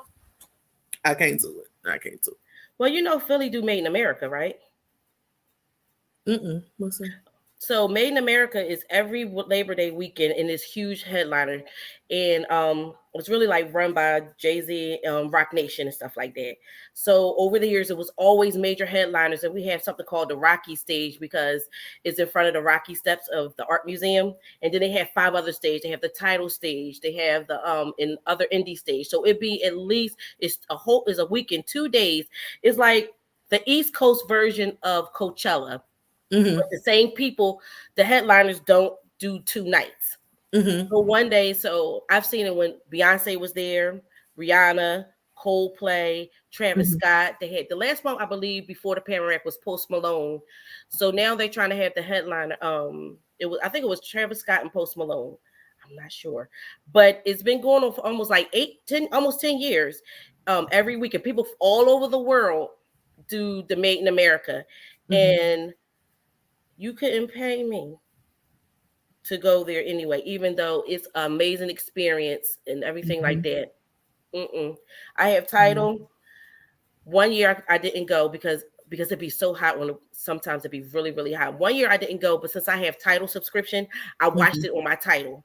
But they announced it 2 weeks ago that the headliner is going to be Justin Bieber. That's the one night because it's 2 nights. And all these people that's going to be there. And I was like, no, I'm good. Yeah. Yep, I'm good. A lot. Yeah. Not right now. I can wait 2 years. I can wait. Yeah. Yeah. Only concert I may go to is in Vegas is see Usher. Okay. But other than that, I'm not doing those. Yeah. With Ronnie, she says I will continue watching Versus concerts now. Yes. Yes. And while I was out, one thing that I did enjoy, I should have put that on my Joy video yesterday. That good old Keith Sweat versus Bobby Brown, honey. That was wonderful. Keith was so drunk. In fact, I don't even know if it was just drunk. I was like, I think Keith might be on a little bit more than liquor, baby. Keith was funny as hell. Well, Keith, it could have been low. It could have been liquor in a little bit of his age. He is like 60. I don't think he's 60 yet, but yes, it was so funny because he kept one thing that I love Versus, but for me it was a mismatch. It's been a mismatch so many times. It's always a mismatch, but it was a mismatch simply because as much as I love Robert Bassett Brown, and I got video on here to prove it. I love that man. He doesn't have the catalog to compete with Keith Sweat. He just doesn't. No, now wrote a lot of great music and a lot of stuff. Anyway, the catalogs that Bobby Brown was the most that he was given was when Babyface. I love when the producers do it because Babyface. Yeah. Oh yeah. It should have stayed a production battle because there aren't many artists, especially these days, that have 20 solid hits. And that's why Keith Sweat was shading him like, oh, am I battling you a New Edition? Come on, bro, stop that. You knew the man was going to have to play New Edition songs. He only had, 3 albums, 4 albums? So he had to play New Edition songs. But Bobby played smart. He stacked most of his hits up in that last half. Like, he closed the show out good. Right. But it's like at a certain point, Keith just kept dropping stuff, right, wrong way, make it last forever. Don't stop the love. Like he just nobody twisted. Like he just could keep dropping, and he's written so much. That's what I'm saying. When they were singing Silk and all of that stuff. I agree, Ples. That's why I love Babyface and Teddy Riley, and that's why I love Jill Scott and Erykah Badu, because they write their own stuff. Yes. And girl, I stand corrected. KA said she just looked it up. Keith Sweat is 60. All right, Keith. Yes, I told you. Baby, he must have took his blood pressure medicine and then drunk all that liquor because something was interacting. He probably needed some Metamucil. Something was interacting because he was gone. He was gone. Yeah, I told you it was age and that booze. Mm-hmm. Yeah. Yes. 60. She said Keith Sweat looked good though. I thought Bobby Brown was gonna fall out, but he hung in there. And y'all know, no, because when Bobby Brown came here like 5 years ago, he was with Head of State, and the Head of State, remember the Head of State group was him, Johnny Gill, and was it Ralph Tresvant? Mm-hmm. Okay, them 3. Well, was it Ralph or what? It was somebody, but it was him, Johnny Gill, and somebody else. I think it was Ralph. Yeah, it was Ralph. And maybe 5 or 6 years ago. And let me tell you, Bobby Brown sat on the speakers and performed. Everybody else, Johnny Gill and Ralph was still doing the dances and the move. And Bobby Brown just sat on the speakers and sang. Yeah, it was Bobby, Johnny Gill, and Ralph Tresvant. But that's what I was going to say. Yep. His lifestyle has caught up with him. That's just what that is. That's damage you can't really undo, even though he's sober now. Right. So all of that sweating and stuff, he's always going to do that. Yep. He just said. But I did appreciate that he at least tried. Exactly. Like, he got up there. He was trying to. You can tell he's a performer at heart. He wanted to give us a show. And he did. Keith was just taking it easy, basking in the hits. I'm gonna just sit here and sing. Like, I don't like that. You already lip syncing. Don't be that lazy. Give us a show. That's true. Andrew said, Keith been taking his vitamins. He has, girl. Not. Yes, he's 60. I said it. She said he turned 60 this month on the 22nd. All right, girl. Yeah. I would have never known. All right, girl. Let's get off of here. I like you so much. Thank you for joining in with me, going back and forth. I saw some comments saying they like our banter, and I did too. I really enjoyed you. Thank you. And thank you for watching me and supporting me. Do you have a channel or a platform or anything? No, I do. No. It's called Popcorn All Things, and it's I have it on all the platforms of podcasts. And I only did 1 season. My 2nd season is coming up too, but my 1st season was all things about Lovecraft Country. Okay. This summer, I really didn't find a Black show written by a Black person that really willed me into love so much. But I really like to talk about classics, like Black classics, and I really feel like that show aged well, even though we're not getting it anymore because HBO is on some ish, but whatever. I think it's because, but that's all. I don't have it anyway. But that's it. That's where you can find me. I'll be in your comments. Well, y'all go find Popcorn and follow her. She is dope. Yeah, we will be back here. I will be back here tomorrow. I hope Popcorn, y'all who want to watch can join. Yeah, and we'll be doing the grab bag, which is just going to be my little hot version of Hot Topics. Okay, a bunch of different reality shows, whatever I want to pull out of the grab bag, that's what we'll talk about. And that's where you'll be able to hear my opinions on Love and Marriage Huntsville, Housewives of Potomac, Family or Fiance. Put a ring on it, Power, and I don't know, whatever else is out there going on in the world right now. Right. Will you be talking and will you be watching the last season of Insecure? Of course. Yes. Okay. Of course. When does it come back? I know they wrapped filming, but They wrapped Issa filming in went got June. married on us. Yes, she did. She was like, come on, date in private and pop out married. Okay. Been with that man for 10 years. I'm like, I didn't even know she had a man. They was like, well, you don't remember yeah, like she been there 2 for years 10 ago years. them announcing her being engaged. And she said engaged to who? But yeah, it was all over Twitter. But she never denied or confirmed. Oh, never on Twitter.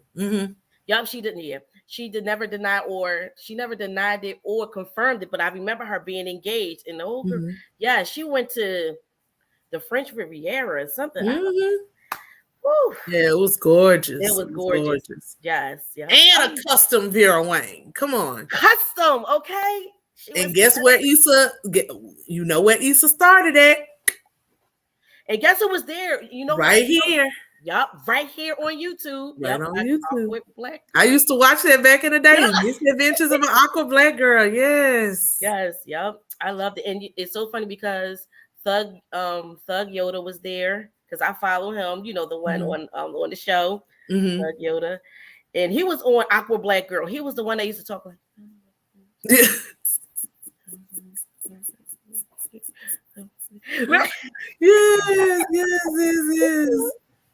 Yep. All right, well, I'll be tuning in.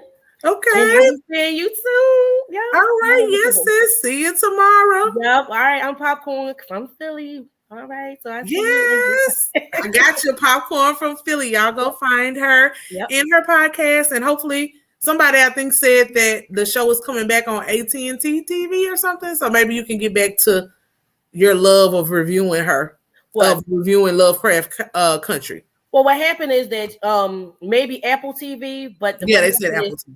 Well, she may bring it back if HBO let her take it over there because they canceled it when she announced that she got to deal with Apple. That's why they officially canceled it because exactly. That's what I said. They trifling. Trifling because did you ever watch Underground? I didn't want to watch Underground because I was like, I don't want to watch no Master and all that. No, Misha Green wrote that. That is a kick-ass show. If you get a chance, watch the 2 seasons. I think it's 3 seasons or 2 seasons of Underground. Just watch it. It's really, really good. And Tegan from How to Get Away with Murder is in it. With Journey. That's what she told. She told Journey Smollett when they canceled Underground. That's when she got Lovecraft Country. That's why she took Journey with her. Okay. So Journey is in that too. I'm telling you, in Dallas Hodge. I'm telling you, it's a great show. I wish I would have watched it in real time. It's a really great show. Yep. All right. Well, thanks, Plas. Thank you for the tips. Thank you. All right. All right. I'm about to watch Law and Order. Yes, ma'am. Organized Crime. Get to it. It's so good. I'm telling you, you won't regret it. Yes, and I was on, so you'll see me on your Instagram when I said, "Child, I'm at work, but I'm gonna check in." Okay. So, all right. All right. See you later. Bye. All right. Bye. All right, y'all. We are going to get ready to get on up out of here. I hope you all enjoyed it. The review of Married at First Sight. Then my friend Popcorn joined in and we went through a whole list of stuff, but also she gave some really good opinions on Married at First Sight in these new couples. So I hope you all really enjoyed it. I'll be back tomorrow. Should be between 2:30 and 3 for the grab bag. And I love you all. I thank you all for supporting me. Thank you for any super chats that I may have missed. I think my moderators were trying to thank you in the comments, but I apologize if I wasn't able to read it out loud. But thank you all for the support. Even if it doesn't have to be money, y'all. Just you all watching, giving likes, giving your comments, engaging with me. That is the support that I love to see. That is the interaction that I'm looking for in this community that we are building. So if you missed yesterday was about joy. What does it mean to you? If you lose it, how can you get it back? Some steps and tips on how you can get your joy back. Reclaim your joy like you reclaim your time. Don't let this world bring you down. And today, of course, we did Married at First Sight. Tomorrow, it's the grab bag. And so every week, I'll be bringing you all something different. maybe a few pre-recorded videos here and there. If I get to record something and throw it up during the week, you might catch that sometimes. So make sure you cut on your notification bells, like the video, comment if you're catching this replay, subscribe to the channel, share it with other people who may like my content. And thank you all. I love you all. Thank you for being my beauties and my bows. And I will see you all next time, which is tomorrow. All right. See y'all later. Bye.